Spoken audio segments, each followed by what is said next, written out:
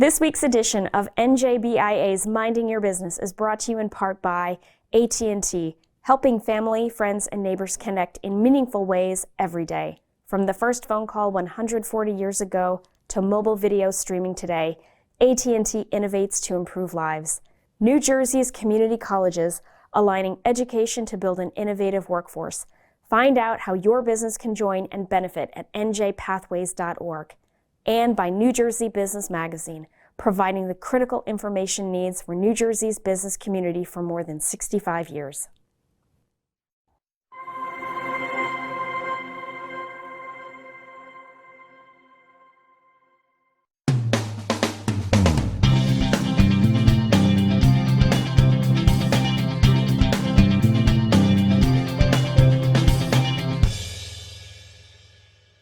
Welcome to NJBIA's Minding Your Business. I'm your host, Bob Considine.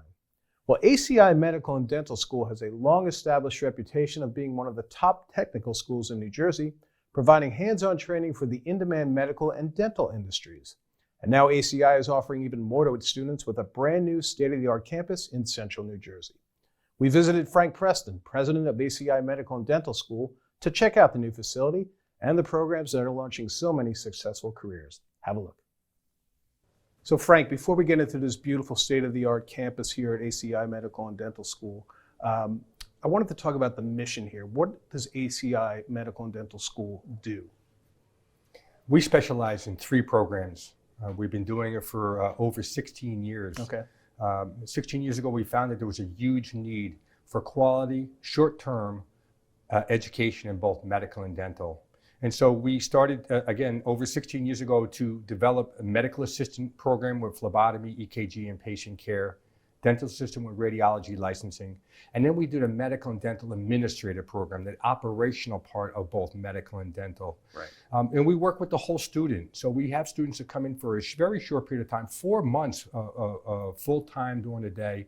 And then that next month, they're on internships and they're being employed in their new profession. Wow. In the evening, it's 9 months. Mm-hmm. It's on Monday night virtually, and Tuesday and Thursday on campus. Mm-hmm. So it takes a little longer because it's only 12 hours a week that we're able to put in towards their education. Right. But at the end of the day, they're trained with all the attributes, both clinical and didactical skills to be professionally equipped in the medical and dental field. Right, so it covers a ton of ground, this place, for people who are looking to get into these fields. What kind of accreditation does ACI Medical and Dental have?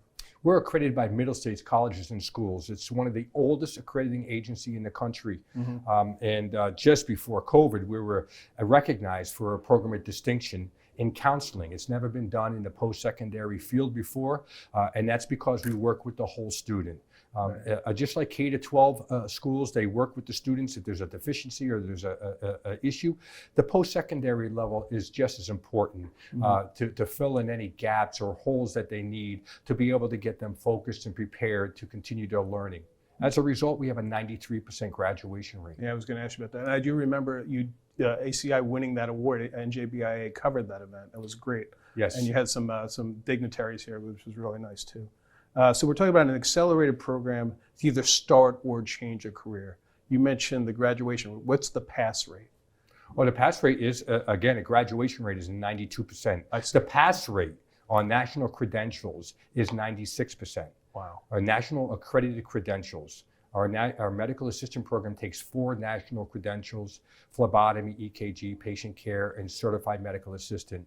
Our medical and dental administrative program, the operational program, takes 3 national credentials: the administrative credential, electronic health records, and billing and coding. Right. And then our dental assistant receives dental assistant national boards that they take and pass that they use for their radiology licensing. And this all takes place within 4 months during the day and 9 months in the evening. Yeah, it's amazing. And what kind of students you get in here? Are there people who don't know what they're going to do for a career, or is it people looking for a change in career? What's most of your student? That's a great question, Bob. We have all types. We have right out of high school, which is a really great way to start your post-secondary career. Mm-hmm. A lot of our students go on from the high school program, come and get their credentials, and then they go on for additional training with additional licensing or credentials. Right. And then, so we have empty nesters. Children are going on to college, and now it gives the parents an opportunity to go back and get a career or retool themselves for a career. You recently divorced people, or people just want to get a new career. So what's nice about the learning environment, that you have the younger students and the more mature students. Right. And in the classroom, the mixture and the combination and building off each other really allows to optimize the learning environment and to complement each other within the classroom. Right. You get medical folks, military folks come in as well? Oh, we do. Yeah. Yes, we do. We're veterans approved, and we just had one recently who was starting at our next start, and unfortunately, her husband was deployed. Okay. So she's moving and is putting that on hold until she gets back into town Right. with her husband. And ACI is really renowned for a great placement rate too, right? Getting folks right from the school into jobs. Yes. Our recent rate that we have documented, and they do it every 2 years. You have to wait 2 years after somebody graduates, basically, before you show the results of that year for employment. Because if you graduated last month, they allow you 6 months to show the employment rate. Right now, year to date, January to date, right now, we probably have a 98% employment rate because of the openings that we have that are substantial in the medical and dental field. It's amazing to me that like you could basically have a medical career, medical-based career. You know, sometimes people think, oh, I got to go into college for 20 years. I have to go into school for 20 years for that. Correct. And right now, because of what we do and how we do it, we're able to do it, again, 4 months. They start their internship.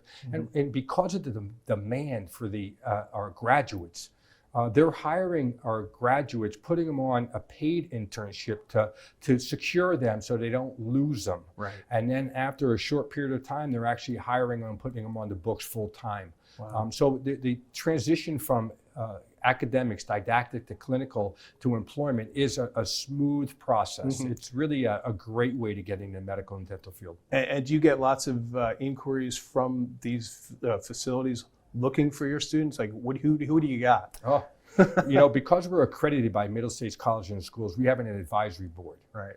And who sits on our advisory board is Hackensack Meridian, Center State, Monmouth Cardiology, Internal Medicine in Red Bank, Allied Dental, the VNA, local VNA with 5 locations. They sit on our advisory board because they believe in our programs and our students. We work with that whole student. It's no longer important just to have strong didactic and clinical skills. It's patient experience is really important. So being able to have strong interpersonal skills, problem solving and multitasking skills are the attributes, in addition to the clinical skills that you learn, is the value added you bring to the practice. Right. It's that patient experience. And so we spend a lot of time on the career assistant soft skills that are critical for the success of the medical and dental field. So the student leaves here well-rounded and knowing the value that they bring to the practice. Right. Their skill set is important, but it's the experience of that patient. Who's coming in sick and or not at the top of their game, utilizing your interpersonal skills to manage those events and that patient is what the employers are looking for, and they recognize our students compared to other graduates or other students or other professionals in the field because of the time that we spend on those soft skills. Right. So how many active positions are we talking about in New Jersey for the fields in which you facilitate talent? I can't speak for the state of New Jersey. I can speak for Monmouth and Ocean County. Okay. We just had 2 new postings come in on our website from practices local. We have 250 positions right now, active positions that we can't fill. And they're coming in daily. And these are practices that we haven't even worked with or known about over the years in the past. Our name is out there and they're calling because they can't fill them fast enough and we can't graduate our graduates fast enough. So again, the medical and dental field, 4 and 9 months as a beginning point is a great opportunity if anybody has the aptitude. And my recommendation is just come in, check out the school. You're going to learn that much more about what we do. And if there's some synergy or a connection, you move forward. If not, you know that much more about what's not a good fit, which brings you closer to finding out what is a good fit. So it's a win-win to come out and check out our school and meet with the staff. All right, so let's talk about this beautiful facility here. We've been to the old one. This one is aesthetically much more pleasing to the eye. What was the reason for the move? Growth. We were so tight at the other school. The clinical labs that we have are you need space to be able to lay it out and just be able to optimize the skill and the learning process. So the additional space, and it just fits in. This is a 113-year-old building. Right. It's the first public school building in the town of Eatontown. Right. And to be able to pick move in here just under a year ago and added some offices, and we're in the process of doing some other fine tuning, but it's just a building that meets what we do, and it just fits us perfectly. That's fantastic. How about in terms of the equipment? So you brought over a lot of the equipment from the old place, correct? Yes. The programs didn't grow. It's just the space grew, and we're looking now to fill the classrooms and move forward with the extensive waiting list that we have for the medical and dental field. How many students can this place, what's the capacity is what I'm basically asking? Our capacity is 500 students a year. Okay. And the equipment, you shouldn't dismiss the equipment. I've seen it. It looks like state-of-the-art stuff for people to actually learn in these fields. Yeah, no, we keep all the equipment current. We actually keep some of the older equipment, like we have an EKG machine upstairs, and I can tell when the instructors don't let the new students know that machine is outdated and old, because some of the practices don't always have the most current equipment. So we want to make sure our students can navigate along the new equipment, of course, but also the older equipment that you're going to find sometimes in some of the practices out there. Like even images of your teeth, right? I mean, they could be not digital necessarily, correct? Oh yes. So we have a digital X-ray machine, but just in real world, sometimes that could be out of practice or out of operation, not working properly. And so we teach our students how to develop film, so they not only know how to do digital X-rays, but also know how to develop film the old-fashioned way. Yeah.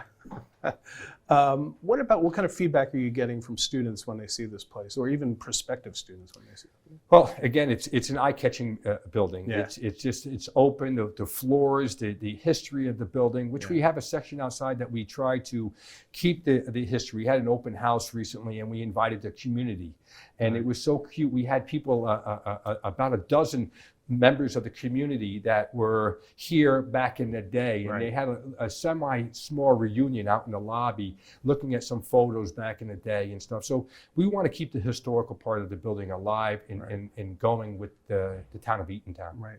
I want to ask you a few personal questions about this, Frank. This place does have a mission, and when you see so many students come in and out, and they're out into a career, and you've given them, a path. How does that make you feel? Oh, I can speak for all our staff on that. I'm blessed to be able to have a career and a livelihood that can give back to so many people. We have people in our school that have a 4-year college degree, which is awesome, or a 2-year college degree. Some people have tried 4 years and 2 years and weren't successful. So we have a mixture of all types of students. But the ones who come with us with the 4-year or 2-year college degrees, they started something, they finished it, and they were successful at it, but they didn't have the knack for the degree. The degree didn't offer employment opportunities. And when you can then introduce a career in the medical and dental field and work for 4 and 9 months and then be working, it's life-changing. And the testimonials that we have on Google reviews or on the website are just consistent in what we have done for people in their lives. And that really is better than any paycheck. We need the paycheck, but it's nice to have that on top of what we do. And our staff really take a lot of pride and get a lot of satisfaction out of the results of what we do with our students. Yeah, I'll read you one of your quotes, is, I believe, in the cafeteria area, where you have a bunch of quotes from very thought-provoking people, including yourself. The secret of success is knowing where you are in life, asking good questions, and then doing the right thing. So I think, would you not agree that ACI Dental and Medical School kind of lends itself to that credo? Yes, thank you, Bob. That fits perfectly. That is what our philosophy is, and that is one of the quotes that I have. We speak on a regular basis, and we also use another one when we work with our students. We comment on things that give us a teachable moment, that can give us to be able to point out the successes, but also areas that will enhance their success in the medical and dental field. So we like having our students on campus to be able to fine tune those skill sets. At the end of the day, we speak on a regular basis saying, you know, you only know what you know. And our job is to make sure not only didactic and clinically that you know more in those 3 programs, but those, again, goes back to those soft skills, how you communicate, what you say, when you say, and how you say it to the patient and your coworkers and the doctors that you work with. And a lot of time is spent on that. And that's what our stakeholders recognize, that our graduates have a good handle on that, and they look for that. All right, thank you to Frank Preston and his great team at ACI Medical and Dental School in Eatontown for having us. Please go check them out at aci.edu, and we'll be back right after these words. Okay, at AT&T, everyone gets our best deals on all smartphones. Let me break it down. You got your new customers. They get our best deals. You got your existing customers. They also get our best deals. Everyone gets the deals. Questions? Got it. But why did you use a permanent marker? Because I want to make sure you remember. I'm gonna get a new whiteboard. It's not complicated. Only AT&T gives everyone our best deals on every smartphone, like the Samsung Galaxy S21 5G for free. Welcome back to NJBIA's Minding Your Business. I'm Bob Considine. Well, NJBIA recently held its 2nd annual Diversity, Equity, and Inclusion Summit, where business leaders, experts, and employers discussed the importance and benefits of embracing DE&I as part of their day-to-day operations. Today, we bring you some highlights from that program, starting with an Undoing Racism panel, where attendees learned about unraveling structural racism that hinders growth in the workplace. Take a look. I think people start with excellent intentions. I just want to say, I don't think organizations deliberately are not doing this work, but it's easy not to pay attention because everyone in the business world has other goals and objectives. They're supposed to meet certain revenue targets. They're supposed to do X, Y, and Z, whatever is their objective. Unfortunately, their objectives ought to include the objective around this work. And oftentimes it does not. So that's why it's simple to put it on the periphery. So I would say you've got to look at your data. The CDO, along with HR, needs to tell a story in a very compelling way, not to make anyone bad, not to accuse anybody, but to say, so you say you are for diversity and inclusion. Let's take a look. The numbers don't lie. What are the numbers of promotions in my unit? Did I recommend people of color for promotion? Are more people of color in my division on a PIP, which is a performance improvement plan, when I compare that with our Caucasian counterparts? Why is that? And were the same circumstances true? The number of terminations, why is it that more people of color are leaving my division? What does that tell me? I need to look into that and dive deeper. And then also pay attention to your employee surveys. Make sure they are crafted in a way that asks the right questions to get underneath the hood. All right, also from NJBIA's recent DE&I Summit, here's a discussion on recognizing unconscious bias in the workplace and how employers can challenge it. Have a look.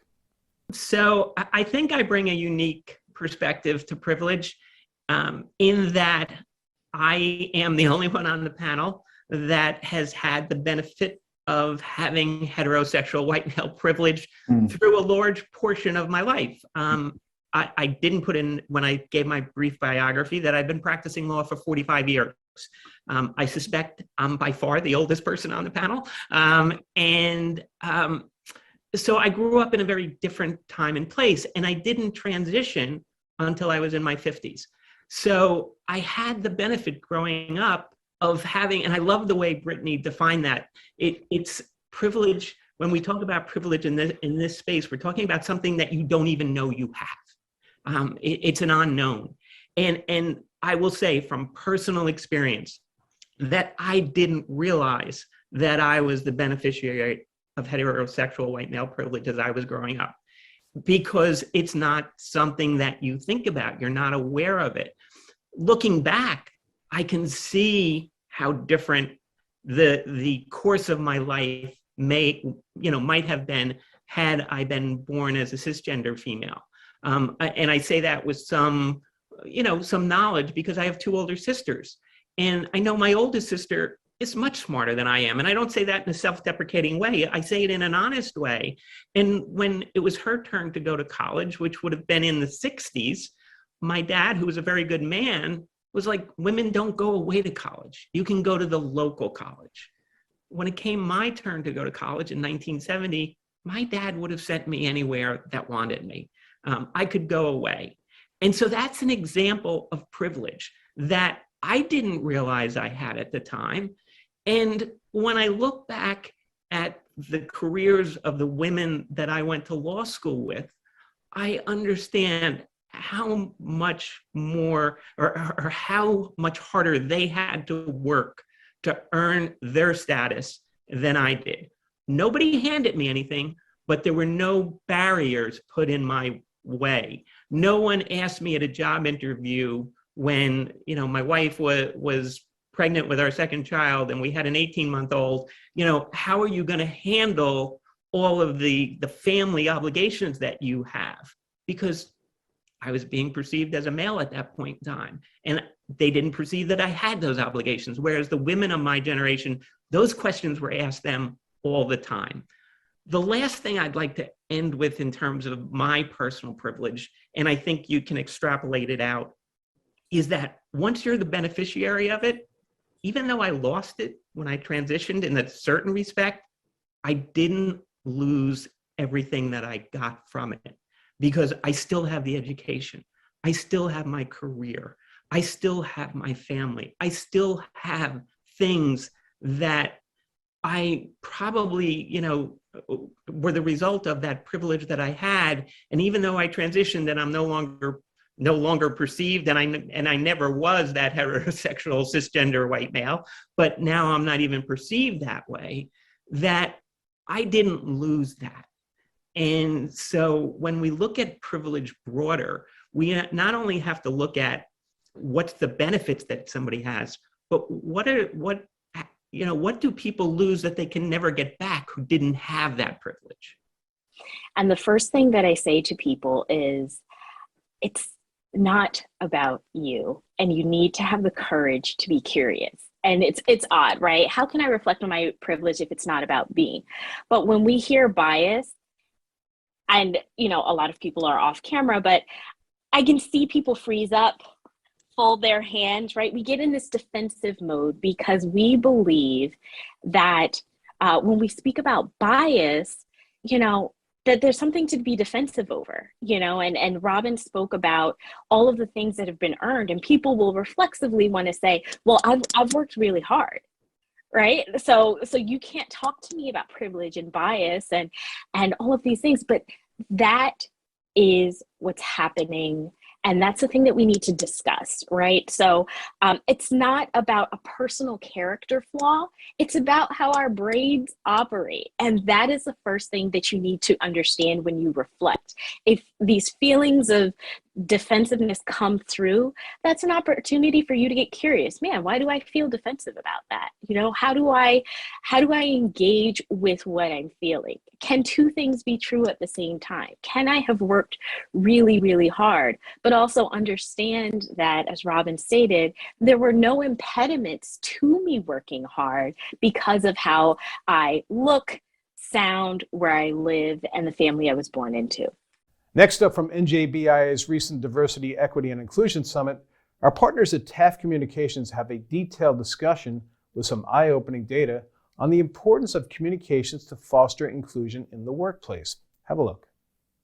We ask a lot of questions about whether people hear offensive things in the workplace. What do you think? Is that happening? Are you proud that that never happens in your workplace? Well, again, when we look at all the data, Black respondents, 45% said at least somewhat often or frequently, so somewhat often and up, have heard offensive things about people of color. And even 23% of white respondents have reported the same thing. In terms of discrimination, almost three times as many Black respondents have felt discriminated against because of race.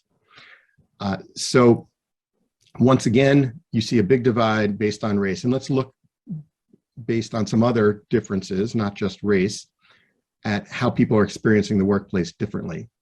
And again, this focusing on offensive discourse, offensive remarks in the workplace. LGBTQ plus, 36%, more than a third of your LGBTQ employees frequently, somewhat often or frequently, have heard language, remarks offensive in the workplace. That should be, I think, disturbing to all of us, as the last slide would as well.